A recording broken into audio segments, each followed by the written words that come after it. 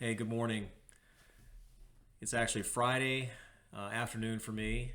Michaela and I have been processing COVID in our household. We've been quarantining together. At first, I was taking care of her, and she shifted it around because we both have it. And initially, I was staying away from her like the plague. She had to stay away. I had to bring her food, and we kind of joked, or I joked with her saying, I'm going to cut a hole in the door up in the bedroom and slide in some maggot infested bread and some water.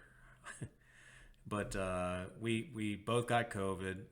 It's been mild relatively compared to what I've heard other people have. We're grateful to God that it hasn't progressed into something that's more dangerous. This variant, I think, is manageable. And today, Friday, is one of my better days, and I think I'm mending a little bit and feeling a little bit more energy. So I wanted to go ahead and record this video now for you all. And it's not going to have all the bells and whistles the other videos have a little bit. So it's going to be more of a sharing. I think I'm going to read some scripture, and I have notes galore through here, but I think I just want to share and move forward in that. And so I think what I want to share today is something I shared with our group, our house church group, back on Easter Sunday, and looking at the heart of God in regards to this process of redemption. And I had listened to about 6 or 7 different teachings from Dr. Rabbi Fohrman, who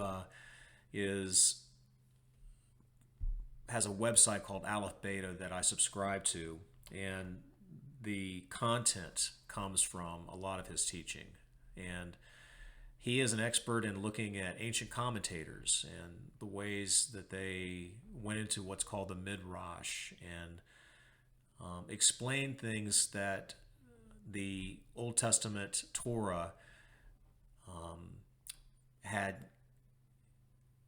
a lot of room to kind of figure out what is being said. As I think I've spoken to you about before, the Hebrew language is not a robust language in the sense it's a very compact language. There's only about 10,000 words in Hebrew, whereas the English language has 300,000 to 400,000 to explain things. And so one word in Hebrew can have multiple different ways of looking at it. And so there's a lot more ways to look at different stories because there can be different ways of interpreting a different word there. And in doing so, we are able to look at the story in Exodus 1 through chapters 1 through 4 and beyond that talks about the initial foray of God looking at the plight of the Israelites as they were in Egypt, the horrors that they endured when the Pharaoh turned his energies towards eliminating them. If you remember the stories, if you read Exodus 1, it talked to them of Pharaoh ordering the death of all the baby boys, and that's one of the reasons Moses, as a baby, was pushed out into the Nile, and then finally saved by Pharaoh's daughter, and then brought up in that household. Yet there were so many children who were exterminated, who were killed. It was almost an ethnic type of cleansing that was going on. There was a lot of horror that happened back in that time. And so I'm kind of telling this story-wise, and we'll read a few passages here. But this was happening, and Pharaoh went to this extent to make sure that the population of these slaves was reduced. He feared them. He feared their increase, that they could overtake the country or the nation of Egypt. And so in doing so, he enlisted the midwives, and the midwives were told to kill any baby that came out that was a baby boy. And they rebelled. They didn't rebel directly to him. They kind of lied and did not do that. And so, yet you knew word got out that that was one of his plans. And that would have been shocking to the households, the Israelite households, to know that that was his mindset, that edict had come down. Very fearful.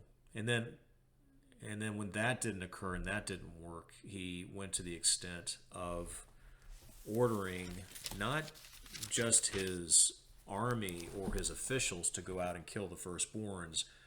I had never seen this, but in verse 22 in chapter 1 it says, "Then Pharaoh gave this order to all his people: every Hebrew boy that is born you must throw into the Nile, and let every girl live."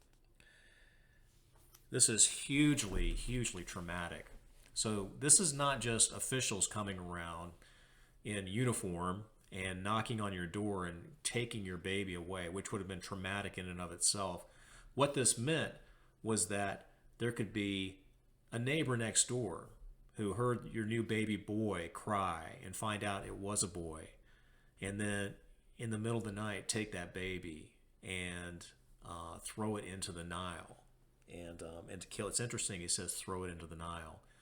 So the Nile became a place of death. It became a burial ground. It became a place of trauma to any Israelite that had lost a child. And so now what happens is we move through time and we see that years have gone by. Moses has now gone through his iteration. He's rebelled against the Egyptians, and he's gone out into the desert, and he comes in contact with this burning bush. And in chapter 3 of Exodus, we see God beginning to explain his heart for the people. And in verse 7 it says, "The Lord said, I have indeed seen the misery of my people in Egypt. I've heard them crying out because of their slave drivers, and I am concerned about their suffering. So I have come down to rescue them from the hand of the Egyptians and to bring them up out of that land into a good and spacious land, a land flowing with milk and honey, a home of the Canaanites, Hittites, Amorites, Perizzites, Hivites, and Jebusites. And now the cry of the Israelites has reached me. I have seen the way the Egyptians are oppressing them, so now go, I am sending you to Pharaoh to bring my people, the Israelites, out of Egypt." Then in verse 16, similar, he says, "Go assemble the elders of Israel and say to them, the Lord, the God of your fathers, the God of Abraham, Isaac, and Jacob, appeared to me and said, I have watched over you, and I have seen what has been done to you in Egypt, and I have promised to bring you up out of your misery." And so I'm just going to move through to Exodus 4. So this is happening in real time at that time. And what's interesting is that at this place of the burning bush, Moses is concerned that his people will not believe that he's a spokesperson or that God had spoken to him. So God says, listen, in verse 3 of chapter 4, he says, verse 2, what is in your hand? He said, a staff. The Lord said, throw it on the ground. Moses threw it on the ground, and it became a snake, and he ran from it. Then the Lord said to him, reach out your hand and take it by the tail. So Moses reached out and took hold of the snake and turned it back into a staff into his hand. This, said the Lord, is so that they may believe that the Lord, the God of their fathers, the God of Abraham, the God of Isaac, the God of Jacob, has appeared to you. Then the Lord said, put your hand inside your cloak. So Moses put his hand into his cloak, and when he took it out, the skin was leprous. It had become as white as snow. Now put it back into your cloak, he said. So Moses put his hand back into his cloak, and when it came out, it was restored, like the rest of his flesh. Then the Lord said, if they do not believe you or pay attention to the first sign, they may believe the second. But if they do not believe these two signs or listen to you, take some water from the Nile, pour it on the dry ground. The water you take from the river will become blood on the ground. And so what we see here is that God says, I've got three signs for you to show your people, and that they may believe. And these three signs should, I don't want to say do the trick, because we're going to talk about magic here, but these things will have an impact. What's interesting here that Fohrman brings out is that this event, when he finally does this, when he gets in front of his people and for the first time starts speaking to the people, that's when they understand and they said, yeah, we believe. And the only other time that you see the Israelites express belief in God is not just after this event, but later on, when the Sea of Reeds, the Red Sea, is split in two and they're able to walk through on dry ground. They say, and the Israelites believe. So the only two times that belief is expressed is in these two events, the three signs and this major deal with the with the Red Sea. But you got to remember, in between were 10 major plagues, and these plagues were significant to the point that there was no point where the Israelites said, I believe, because I see hail with fire inside the hail and all this other stuff that was happening. But it's just these two bookends. Why? Well, what I want to do is look at this kind of the story of what God sees as far as what it takes to redeem a people.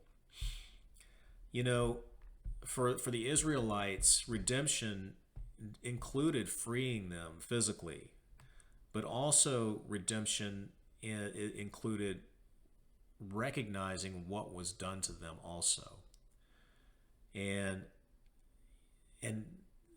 Fohrman goes in to say, well, how was this done? And the ancients would look at this and they say, well, it was done by these three signs. That was kind of the pathway for their redemption. And through those three signs, they saw that God cared, that he understood, and that he moved forward.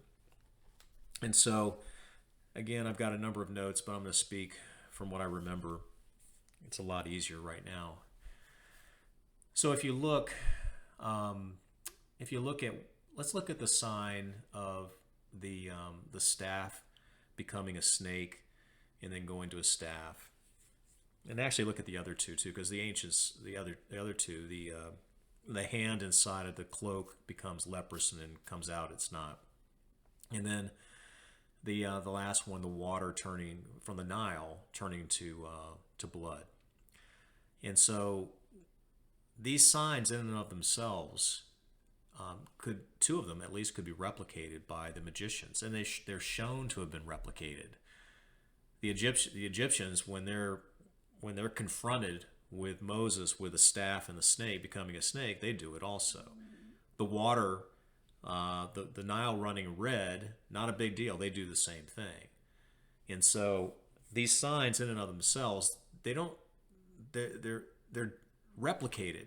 They're easily replicated by the magicians. And so there's got to be something that's bigger than just the signs in and of themselves. What are they pointing to? Are they making an expression of something? And again, it's part of this understanding of the redemption. And so if we go back, that verse that I read earlier that talked about God has watched over you. It says in verse 16 in chapter 3, I have seen what has been done to you in Egypt. I have compassion. All these words that are just rich with emotion that God said he's been part of their process.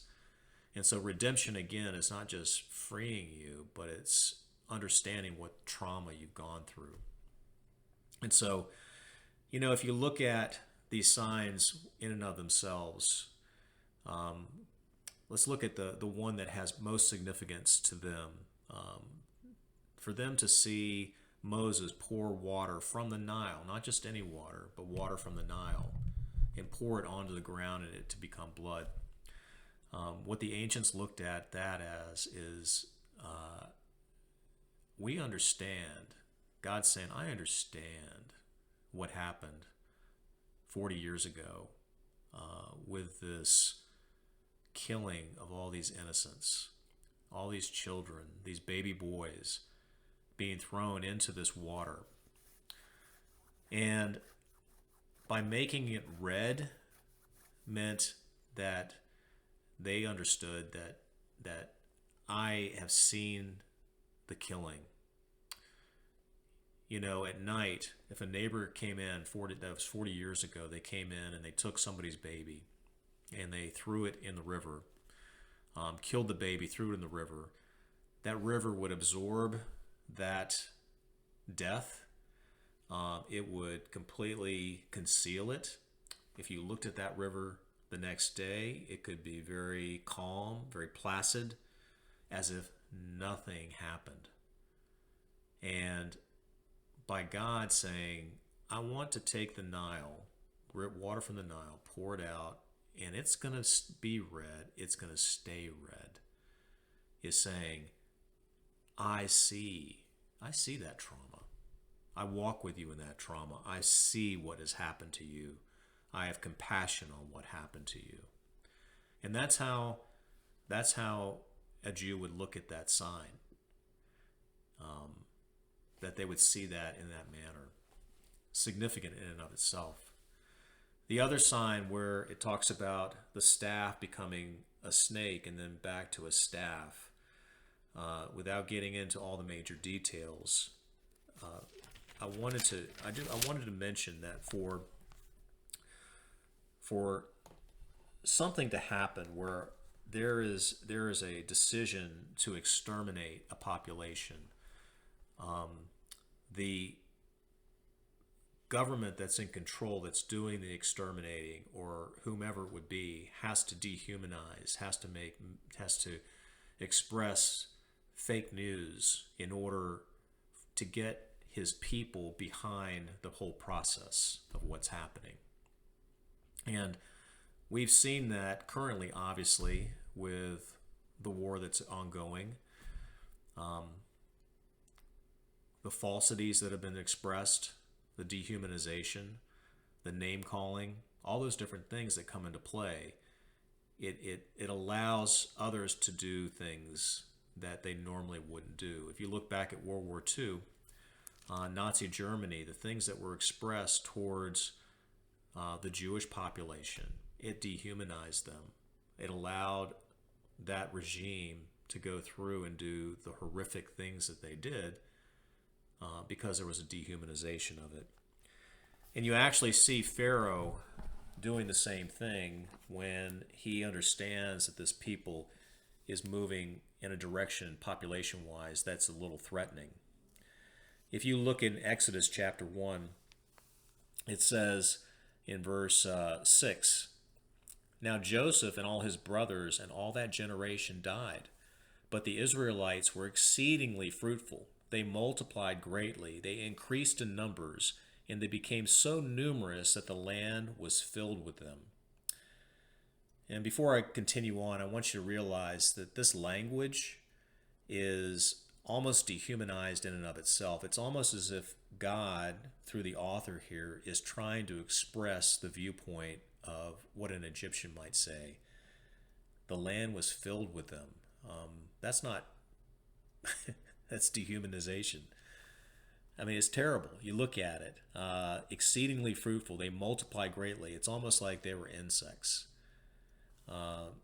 Then a new king to whom Joseph meant nothing came to power in Egypt. Look, he said to his people, the Israelites have become far too numerous for us. Come, we must deal shrewdly with them, or they will become even more numerous. And if war breaks out, we'll join our enemies and fight against us and leave the country. And so, again, they talk about this numeric increase. They become far too numerous. And then in if you look down here in verse 12, but the more and more the Israelites, they were oppressed, the more they multiplied and spread. So the Egyptians came to dread the Israelites and worked them ruthlessly. The language that's in here is and the news that's put out is that this might happen. They might join the enemies. They might do these different things. And so there's a propaganda that's going on that has to be understood, that this was wrong. I don't know if you guys have ever had times in which something was stated against you or your own family that was negative and was incorrect. You know, I've had that happen. I've had things stated about me that it was very painful. It was very hurtful. Things that were stated that were incorrect, hurtful, painful. And there's only so much you can say, you know. They're going to believe, person's going to believe what they believe. But how great it is when you find a good friend or someone who understands that this is fake, that this is false, and can say to you, you're not out of your mind, that you aren't this way. And so the miracle regarding the snake, the way that the ancients looked at this, these ancient commentators looked at this, where the staff became a snake and then back to a staff, basically was God's way of saying, I understand these falsities. I understand this dehumanization. The Nile stuff, turning the Nile water to blood, I understand that pain and that death and everything else, but I want you to understand the propaganda I'm not buying into. And where they get that from, again, these little nuances within the language. The staff, the word for staff in Hebrew is staff, but it also means tribe. And so when a Hebrew would listen to that phrase, the staff, they say the tribes or the tribe becoming a snake,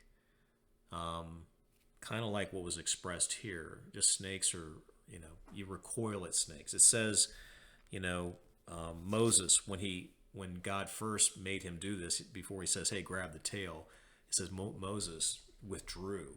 That's our first instinct. And that happened to me actually the other day. The spring is upon us and we were outside, and outside on the back porch. I walked out there in my shorts, barefooted, and something out of the corner of my eyes, going over to the trash can, I just leaped backwards. And there was a copperhead, probably about 9-10 inches long, that was right there at the base. It had fallen down onto the cement patio, and Michaela hadn't seen it. She was out there reading, but it was just kind of hanging out there. We have a number of chickens from our neighbor, and they had, I think, kind of chased it, and it had fallen over.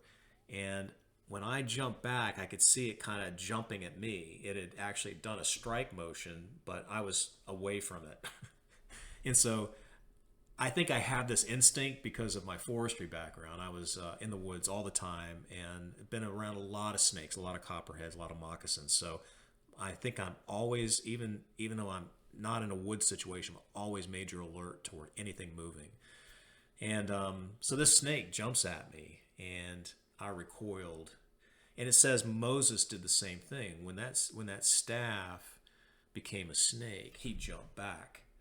And you get the same flavor when you look at the way the Pharaoh speaks in chapter 1 in Exodus of a recoiling from the volume, the types of people. It's almost like he's recoiling from insects. And so there was this understanding that for a Hebrew to understand that staff also had the word tribe to it, that had significance. I mean, in essence, what they could have been seeing is that, okay, here is a staff or a tribe that is being made into a snake. And it's really not a snake. It's really a tribe. And for God to say, no, I'm going to reach back and make it a staff again, or a tribe. In essence, what they were saying is that God saying, I know that you've been placed in a dehumanized form, and I know it's false, it's wrong, and it's caused all this trauma, but this is who I see you as. You really are this, and I see it. And it makes such a big difference. And then the last thing is taking the hand and putting it inside, that becomes leprous and comes out, and then putting it back in. I want to get into all the nuances of it, but the way that they explain it is that leprosy isn't mentioned in the Torah except for one other occasion, and it's in Exodus chapter 12, where it talks about Miriam getting leprosy. She had rebelled against Moses, and she had gotten leprosy. And the way that Aaron described her skin was like that of a stillborn baby. And that, in essence, to looking back at that hand coming in and out and that leprosy, to a Jew would have understood to say, I understand that there was also this huge, huge trauma of killing these children, made a huge impact. And for them to take for the Israelites to step back and to take those 3 moments in time, those 3 miracles that are replicated by the magicians, but they have significance and meaning from this God who just previously in Exodus 3 had said, I've heard your cries, I've seen what you've gone through, I'm coming, I'm acting on what needs to be done here.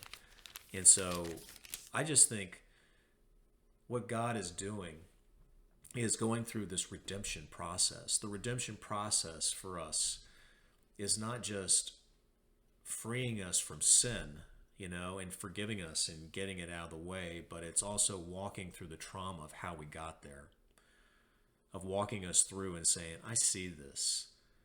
I know you didn't want to go this direction. I know you didn't want to be there.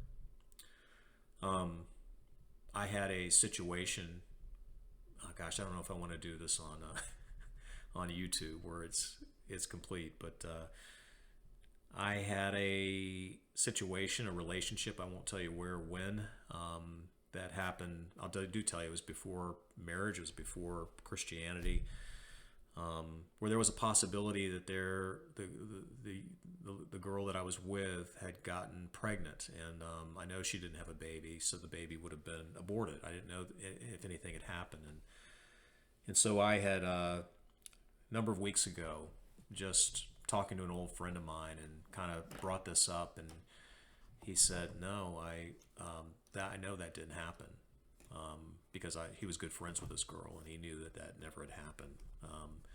And so it was a sort of, it would have been all right both ways, but it was sort of a redemption to God was allowing me to at least know something.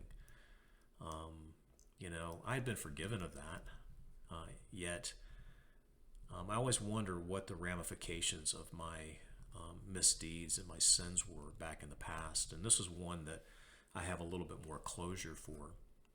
And in some ways, I think this thing that happened with the Israelites, with God walking them through saying, I see the trauma, I think it brought closure to them. It brought a connection. So God was not just a magical God doing all these different acts, but he was a God that says, I see, and I do. He also does. And I know we're now in the midst, you guys especially, I know Dima and Marina with your families and everybody who's dealing with just the trauma that's going on over in Ukraine, beyond thoughts and understanding. And I just know that the God that we worship, he's in a place that understands and communicates that. And I don't know exactly how it may be communicated to you. Maybe, like for me, it's 45 years later, 40, whatever it was, for this one situation about this possible abortion. It may be a long time to really understand all those ins and outs. For them, it was 40 years since the time it happened to when Moses first came on the scene. But I do know this. I do know that this is our God. This is our God who speaks to trauma. He speaks to redemption. He speaks to these things. It's very, very powerful. There's much more detail here, but I just wanted to express these things and look forward to seeing you guys in another month. I think it's in end of June. And so keep praying for us. We're praying for you. We love you guys and look forward to talking soon. Bye.